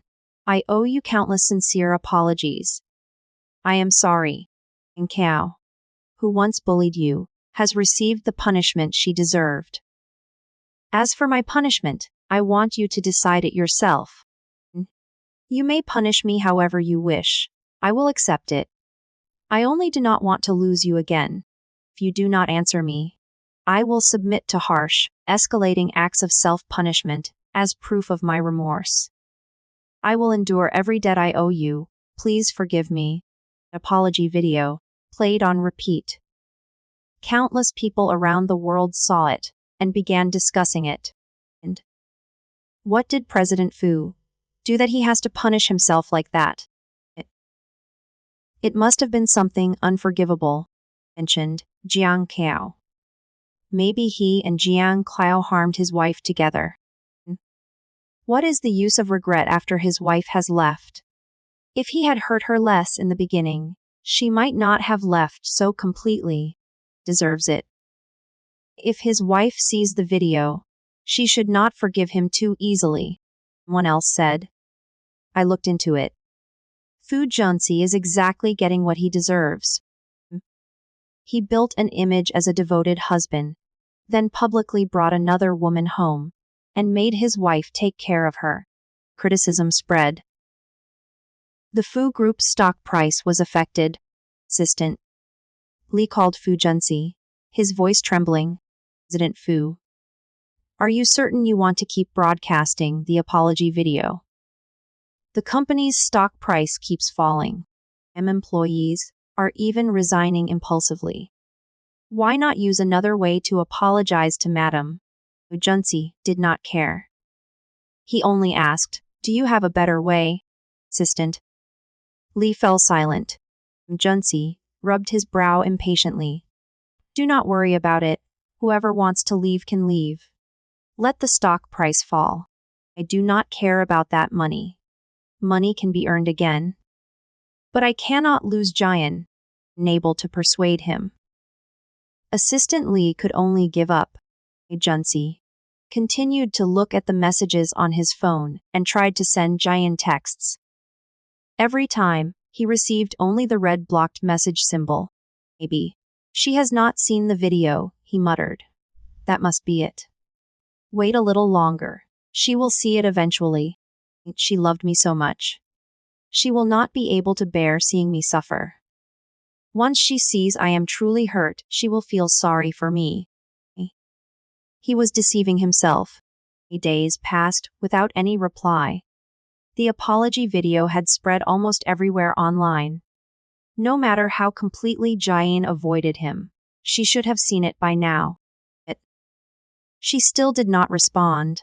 Junsi went through with the first severe act of self-punishment he had threatened publicly, leaving himself seriously injured. When his security staff hesitated, he told them, if it is not severe enough, she will never forgive me. Do it. He accepted the pain silently, his face white with cold sweat. Soon afterward, the other Fu Junsi from the previous life took over the body. He called a doctor to treat the injuries, made another apology video, and returned to the Cheng Villiane, a wheelchair. Uncle, he said, I have posted a new apology video. Jayan will see my sincerity. I hope you will help me. Behind the floor, to ceiling glass, Uncle Cheng and Aunt Cheng looked at him, in his cast and wheelchair. Their expressions were complicated, gave him no answer. But they took a photograph and called Jayan. Aunt Cheng asked over the phone, "You have seen Fu Junxi's apologies, have you not? If he continues like this, will you forgive him?" Be fair. Neither Uncle Cheng nor Aunt Cheng wanted Jayan to forgive him. Wrong was wrong. Even if Fu Junxi changed this time, there was no guarantee he would not repeat it someday. A person who had been unfaithful once might grow tired again and repeat the betrayal, leaving her to suffer twice as much. Jayan had always been soft-hearted. They could not be certain of her decision, and they did not dare decide for her. On the other end of the line, Jayan looked calmly at the photograph and the apology video. Her heart was still as water. "Uncle, Aunt, I will not forgive him. No matter how he apologizes, it is useless. I will not turn back. Wounds already happened. Even if he atones for them, the injuries I suffered and the pain I endured cannot be erased. They will always remain, reminding him how cruel he was to me. If he wants to apologize, let him apologize. The pain he feels now is not even 1/10,000th of what I suffered. I will never forgive him in this lifetime." Uncle Cheng and Aunt Cheng were startled by the depth of her hatred. But her answer also reassured them. They let out a quiet breath and comforted her. "Jayan, let the past stay in the past. As long as you do not forgive Fu Junxi, we will handle his side for you. We will never let him have another chance to disturb you. Go out and have fun. Relax. If you find beautiful souvenirs, bring some back for us. And if you meet someone suitable, you can bring him home for us to meet. Dating is fine," Aunt Cheng added. "But marriage, forget it. Marriage is exhausting and drains the heart. And in the end, it may bring nothing good. You do not have to hang your entire life on one man just to be happy." Jayan did not expect them to support her so completely. After a brief pause, she smiled. "All right, I will be happy. Not worry. I am afraid I am the most rebellious member of the Cheng family, now though. Do not let the younger children learn from me." Uncle Cheng and Aunt Cheng laughed too. "You do not need to worry about the children. They will have their own lives. As long as they are happy, what is there to worry about?" After a few more words, Jayan ended the call and continued her journey around the world. Past. She had stayed by Fu Junxi's side and revolved around him every day. She had even forgotten her old interests and the things she once loved. She had never truly been someone who followed rules. If Fu Junxi had not kept her tied to his side, she would have traveled the world long ago. She loved taking photographs. She loved using her own footsteps to measure the earth, to witness natural landscapes and the customs of different countries and regions. She had already passed through more than a dozen small countries and 2 large ones. Many more places waited for her, and she had no intention of remaining in one place. Of course, she saw the apology videos playing in countless luxury stores, but she did not care about his self-indulgent remorse. She had no intention of wasting time on something so useless. Jayan drove across a vast grassland and stopped for a few days. As she watched the herdsmen ride across the open land with strength and freedom, she lifted her camera and took pictures. At that moment, a sweet little girl tugged lightly at the hem of her dress and looked up at her hopefully. "Sister, my brother is sick. He might not live much longer. Can you take a few pictures of him as a memory?" Jayan remained cautious. After casually telling Uncle Cheng and Aunt Cheng where she was headed, she nodded. All right, where is your brother? The little girl took her hand and led her to a house nearby. The bed lay a handsome young man with his eyes closed. His face and lips were abnormally pale, but his body did not look thin or fragile. He even had clearly defined muscles. Jane was puzzled. Is your brother really seriously ill? Girl. Anna nodded solemnly. At this time before, he would already be playing with me. But these 2 days he has only been lying in bed. He barely eats and sleeps all the time. I saw it on television. That means he is not going to make it. We need photos. Man on the bed frowned as the conversation woke him. His face immediately darkened. Anna, I only have a high fever. I am not dying. Xu Liang sat up with difficulty and pinched Anna's cheek. Oh, what a pity, Anna said with disappointment. My awful brother is not dead yet. Big sister, I guess we do not need the photos. I am sorry. Xu Liang hurriedly apologized too. I am sorry, my sister Anna likes to play pranks. We disturbed you. My name is Lu Xuliang. If you need help with anything, come find me. Jane did not mind. It is all right. I plan to stay here for a few days anyway. You should rest and get better. Xu Liang had already improved after taking medicine, but he still blushed. He went to wash his face, and then specially prepared several local dishes for Jian. The next 2 days, Lu Xuliang and Anna took Jian around the grassland. They helped her see the scenery, taste local food, and enjoy the wide open land. Night. Before Jian was due to leave, the 3 of them lay on the grass and looked at the stars. Xu Liang struggled with the question in his heart for a long time. Finally, he could not help asking Jian, do you really have to leave? Could you stay for me? He stared intently at her delicate profile, his heart beating like a drum. Jane turned from the sky full of stars to look at him. She smiled and shook her head. No, I do not intend to stop here. I still want to see many places and meet many people. You are only a passing traveler in my life. Xu Liang lowered his eyes, concealing his disappointment. He forced a smile. It is all right, I knew you would say that. I just could not leave without asking. But if you will not stay, can I walk part of the way with you? I can stay by your side for a while.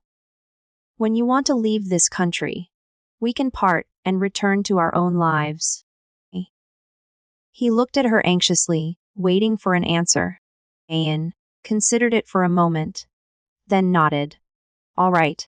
A smile rose at the corner of Lu Xuliang's mouth.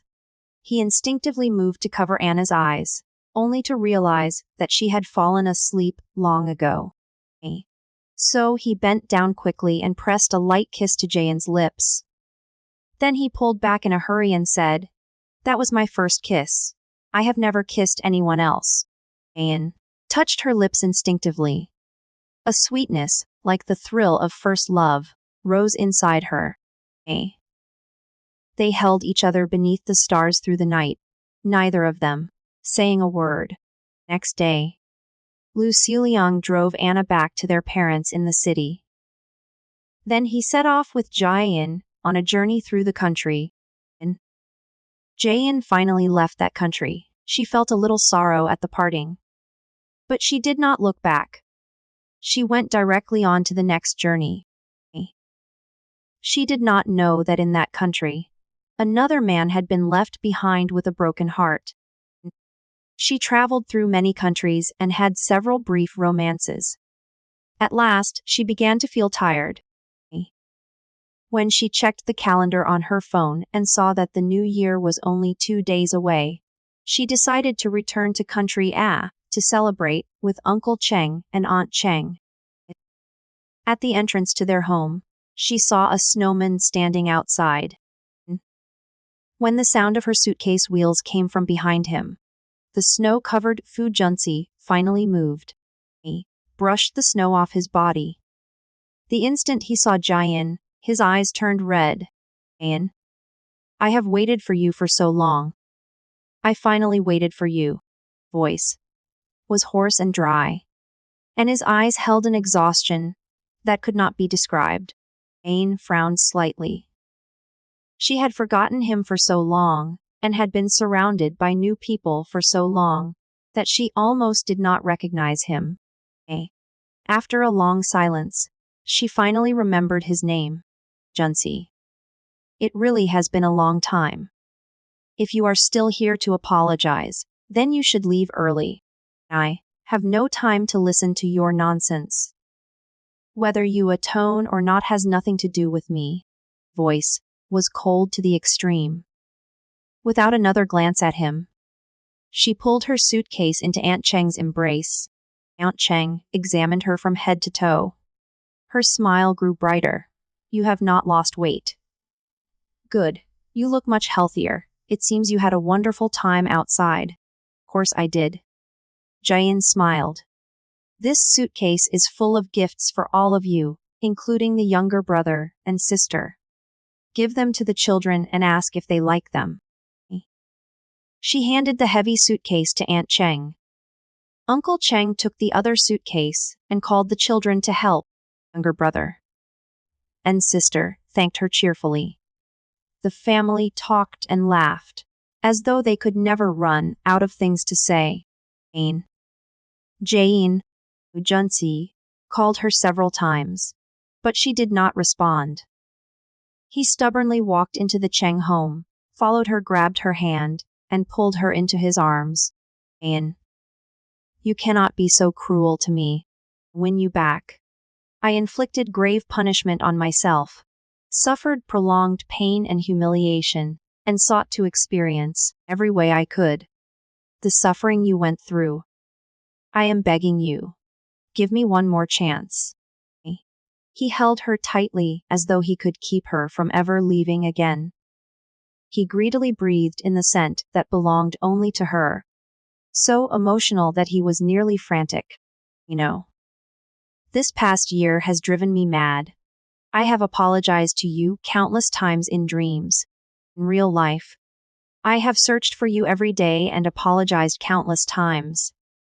I only wanted to keep you, Junsi.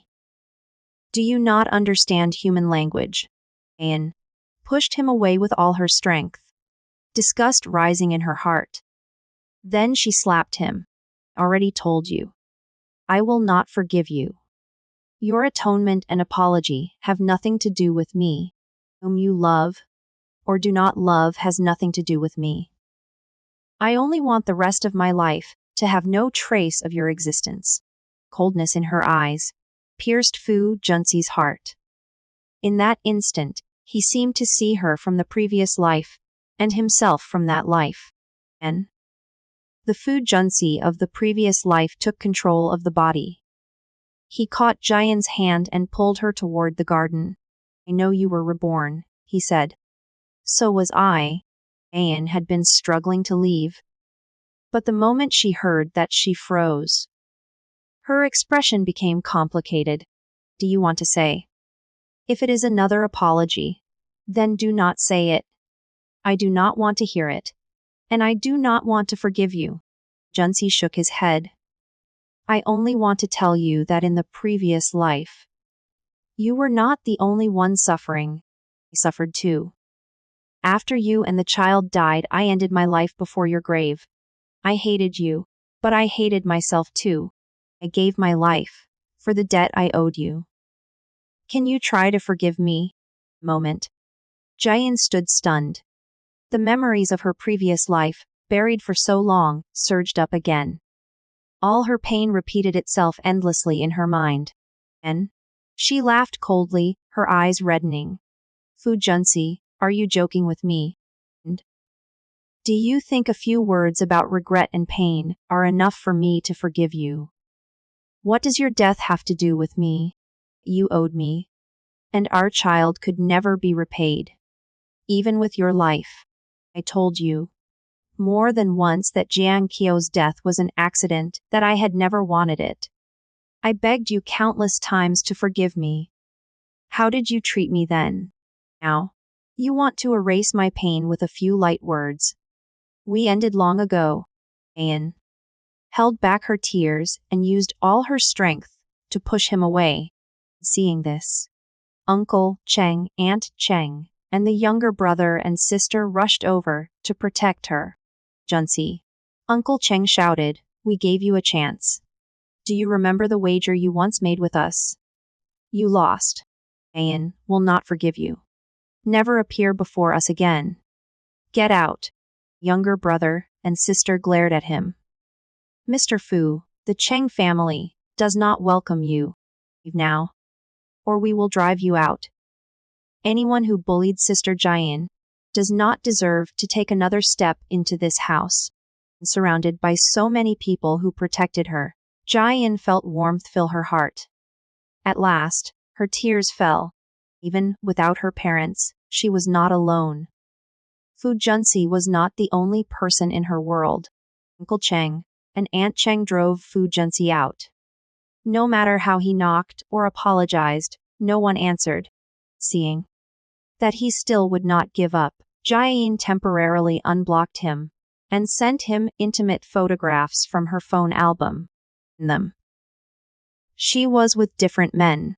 Some were gentle and considerate, some powerful and intense, some outwardly cold but inwardly warm, some proud and noble. They were men of every kind, all outstanding in their own ways. And when she had been with each of them, she had given her feelings sincerely. Unlike Fu Junsi, she had not sought substitutes. After sending the photos, she wrote one final message. "I have already started a new life.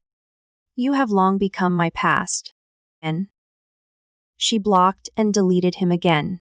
Outside the house, Fu Junsi stared at the images. The pain hit him so fiercely that he coughed up blood. Two versions of Fu Junsi fought over control of the body. But looking at those photographs, both body and soul suffered twice over. "Anne," he said in anguish, "you once said you would love only me for your whole life. Why does that no longer count?" Before he finished speaking, he could not hold on any longer and collapsed. Countless broken memories flashed through his mind. Memories of two lives intertwined and fused, and the two Fu Junsis finally became one. But the pain in his heart did not lessen. When he opened his eyes again, he was in a hospital. Beside the bed stood someone who looked very much like him, only much younger. Young Fu Junsi could no longer contain his emotions. He punched him in the face, venting all the fury in his heart. "No. 1 second ago I was looking forward to my engagement with Jian. I imagined staying with her for life. The next second, I dreamed of two utterly tragic lives. Both knew how much I loved Jian when I was young. How could you betray her? What was so good about Jiang Clio? Jian is right not to forgive you. Even I will never forgive you." Young Fu Junsi struck the older one again and again, his eyes red. If killing his future self could change everything, he would not have held back. But reality could not be changed that way. The fact that he had come here was already an exception. After an unknown amount of time, the younger Fu Junsi finally stopped. The older Fu Junsi lay with empty eyes, despair written across his face. "Does not hurt anymore," he said. "I am not used to that." "Why did you stop?" "I was wrong in both lives. I deserve punishment. Keep going." Young Fu Junsi looked at him with contempt. "I do not have much time. I cannot waste it on either of you. I'm going to see Jian. I have to tell her that Fu Yu Junsi at 18 loved her very much, more than anyone in the world. But you, too, did not. That." The young Fu Junsi disappeared before his eyes. The older Fu Junsi stared out the window and touched the bruises on his face. "Hurts," he murmured. "So my younger self really did appear." He forced a smile more painful than crying. The phone beside him. The photographs of Jayan with other men were glaringly clear. Yet, he could not stop himself from thinking. When Jayan saw him with other women in the past, had she hurt like this too? Last, he had personally tasted every kind of pain she had endured. Yet, he understood that Cheng Jayan would never forgive him. He had made too many mistakes. Wounds on the body could heal. Wounds in the heart could never truly be repaired. After a long silence, he left the hospital early and returned home. He went down to the basement to see Jiang Clio once more. And Qiao had grown thin and hollow. Her old injuries had barely healed before new suffering was layered over them. When she saw Fu Junsi, she was too numb to react. Ji's signaled for the guards to release her. Qiao, from today onward, you are free. I am letting you go. A trace of hope slowly appeared in her eyes, and he continued. But you still owe me one thing. Once you return it, there will be nothing between us. Down. Qiao froze and slowly covered the side of her waist. No, she cried. Without that kidney, I will die. Please, do not take it from me. I knelt and begged. But Fu Junsi did not soften. He had the doctors recover the kidney Jayan had given her. And Qiao was left dependent on ongoing treatment to survive. Guards were ordered to give her money as compensation for the years she had been with him. A payment that bought out every remaining tie between them.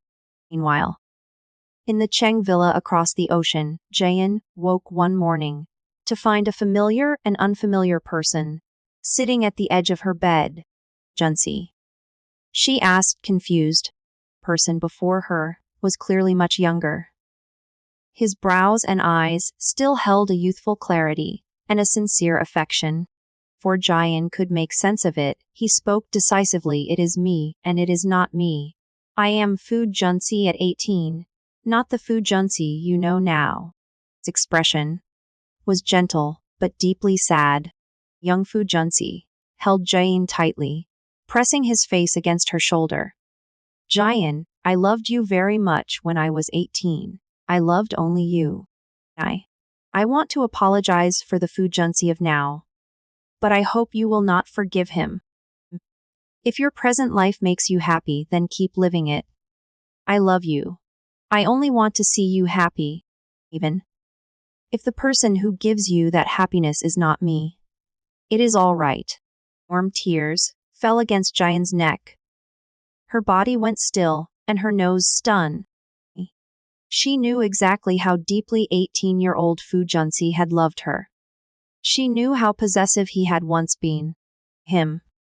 To say such things proved that he truly hurt for her. Not that he was trying to coax or deceive her. Jayan could not stop herself from crying. Junsi, she asked, why could you never love me the way you did when you were 18? I was always able to do it. Why could you not? I am sorry. The young Fu Junsi said hoarsely. I do not know. I have already taught the current Fu Junsi a lesson. He will not come disturb you again. The two held each other for a long time, seeing the sunlight outside the window. The young Fu Junsi knew that his time was running out. He interlaced his fingers with hers. Jayan, can Fu Junsi at 18 have one last date with you? After today, I will return to the time that belongs to me. Jayan held back her tears and nodded. Yes. She changed clothes and went out with him. Although it was the new year, the foreign city did not feel especially festive. Neither of them cared. They moved through the streets like an ordinary couple, fingers laced together. They ate at a restaurant for couples, went shopping, and took photographs. When they passed a craft store, young Fu Junsi pulled Jayan inside. They each chose a plain silver ring and began hammering and carving, according to the designs in their hearts. For long, a pair of slightly rough rings appeared before them. Each ring was made exactly to fit the other person. Workmanship was simple, but neither of them disliked it. Young Fujunsi raised the woman's ring, knelt on one knee, and somehow produced a flower. His hand trembled as he offered it to Jain. Jain, marry me. Seeing his shaking hand, Jain smiled and nodded. All right. She let him put the ring on her finger, then placed his ring on his hand. The other customers in the craft store began to cheer. Kiss. Kiss. Young Fujunsi's ears reddened at once. His eyes kept darting away, but his body moved instinctively closer to Jain. In the end, she took his collar and kissed him first. He deepened the kiss by instinct. For a moment, they held each other as though they wanted to remain that way forever. But he forced himself to pull away and took Jain home. Jain, it is getting late. You should go back. Are leaving. Are you not? Jain clutched his sleeve reluctantly. Junsi of the present had done wrong. But Fu Junsi at 18 had not. Young Fu Junsi did not want to go, but he gently opened her fingers one by one. He could feel his body weakening. He did not have much time left. And without warning, a car in the distance lost control and sped toward them. Jain, Yang Fu. Junsi's pupils contracted. Without thinking, he shoved her away and used his own body to shield her from the impact. A loud crash rang out. He was thrown aside, but there was no ordinary injury to see. Instead, his body began to fade, dissolving little by little. Junsi, do not go. Jain's eyes turned red. She reached desperately toward whatever part of him she could still hold. The young Fu Junsi smiled with difficulty and gently touched her cheek. Jain, do not cry. In the past, I will always love you. I can give everything for you, even my life. In the rest of your life, you must be happy too. Those words. His entire body disappeared. Space. Where he had been was empty, as though he had never existed at all. Driver, still shaken, climbed from the car with unsteady legs. Miss. Are you all right? My car malfunctioned. I did not hit you, did I? Anne slowly forced back her tears and shook her head. I am fine. But did you see a young man beside me just now? About this tall. She raised a hand to indicate his height. Driver looked utterly confused. No, were you not alone the whole time? There was no young man beside you. All right. Thank you. After thanking him, Jain returned home in a daze. The driver left when he saw she would not pursue the matter. Looking at the polished ring in her hand, Jain knew that Fu Junsi at 18 had truly returned, and dizziness overtook her. When she finally steadied herself, another memory appeared in her mind. And they were 18. Fu Junsi had disappeared for an entire day. She could not find him anywhere. Next day, he came back looking weak, wearing a ring on his hand. At the time, Jain had been so jealous that she ignored him for several days. Eventually, he told her that he had gone to the future to see her, and had spent an entire day dating her. Jain had not fully believed him, but she had still forgiven him, for she did. However, she grabbed his collar and warned him. No matter what happens to you in the future, if you ever betray me, I will leave you forever and make sure you can never find me. Junsi had been terrified. He held her tightly and swore every promise he could. As years passed, the things that had to happen still happened. Even that vow, even that promise had been forgotten. Jane's heart was complicated. She clenched the ring, thinking that Fu Junsi must have remembered that memory now too. Their relationship was already over. There was no chance of putting a broken mirror back together. But did it matter? That 18-year-old Fu Junsi had briefly returned once. Everything had still led them here. No. When something was worth cherishing and enjoying, it should be cherished and enjoyed fully. One should not leave oneself with regrets.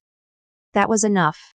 Anne carefully put the ring away, looked at the world map, and planned her next destination. She was ready to embrace a new life and new passing travelers. She only needed to enjoy the happiness of the present. He was only one man. There was no shortage of men who loved her sincerely. And she had loved more than one person as well. Perhaps, one day in the future, she might stop for someone. Perhaps she would not. No one could know. Junsi stroked the old ring, so worn that its original shape was almost impossible to see. He cried until he could make no sound. "I'm sorry. Jayan, it was all my fault. I never treasured the chances you gave me. The rest of my life, I will prove through action that I will never love anyone else. I will only love you." Next day, Fu Junsi transferred all the assets in his name to Cheng Jian, cutting off every future possibility of regret. He also decided never to leave the capital again. Had their villa renovated, removing every trace connected to Jiang Clio and restoring it completely to the way it had been when he and Jayan had lived there together. And for the rest of his life, he would guard the house filled with their memories alone. He would live out the rest of his years there and never go to see Jian again.